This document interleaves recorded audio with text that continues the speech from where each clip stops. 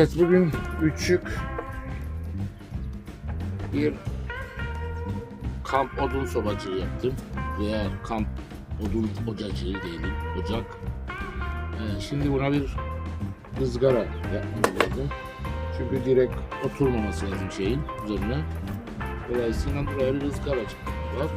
Bunun içinde atıl eski bir elektrik sobasını ön ızgara telini kullanacağım. Bunu söküp ona uygun bir şekilde kesip bir ızgara haline gelecek bu. O şekilde ocağımızı kullanabileceğiz. Başlayalım onu sökmeye.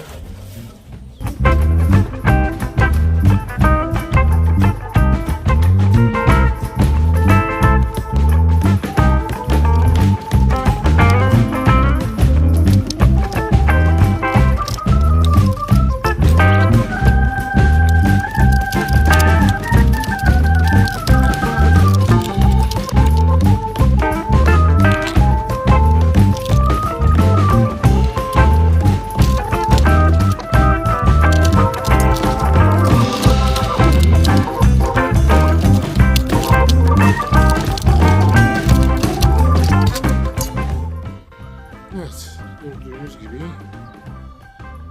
bu çok uygun şeye ızgara olmaya. Bir parçasını bunun için şöyle yapacağız.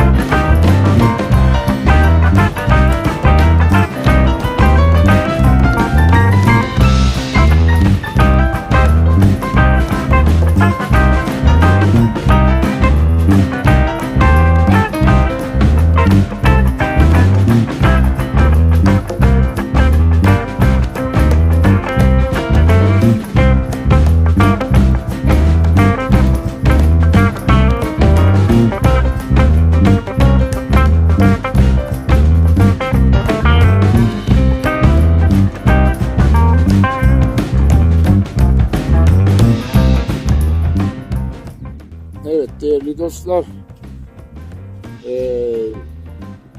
birkaç şey söylemek isterim bu yaptığım ocak hakkında.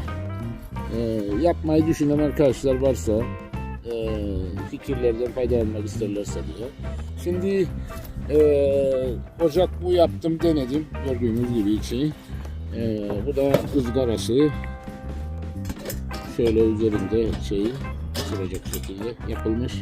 Şöyle yüz tutayım. Şimdi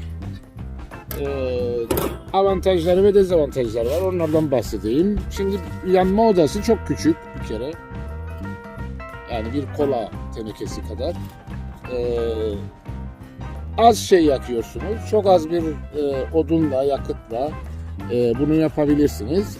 Ancak tabii az yakıt yaptığınız zaman az enerji çıktığı için de mesela 2 bardaklık suyu, yani yaklaşık 300 mililitre civarında bir suyu yarım saatte kaynattı bu cezvede.